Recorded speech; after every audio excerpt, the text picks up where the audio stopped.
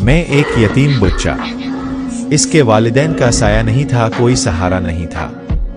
ایک دن وہ بچہ روتا ہوا مسجد نبوی کے قریب آیا۔ ہمارے پیارے نبی نے اسے دیکھا اور پوچھا، بیٹے تم کیوں رو رہے ہو؟ بچہ رونے لگا اور بولا، رسول اللہ، میرا کوئی نہیں، سب کے ماں باپ ہیں میرے۔ یہ سن کر نبی کی میں آنسو آ گئے۔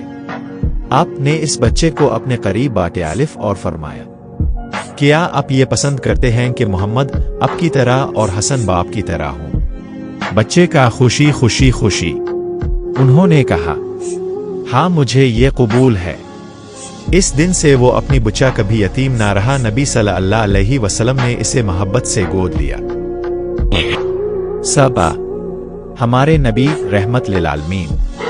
یتیم کی پرورش کرنا، ان کے دل کو خوش کرنا سب سے بڑی اچھی۔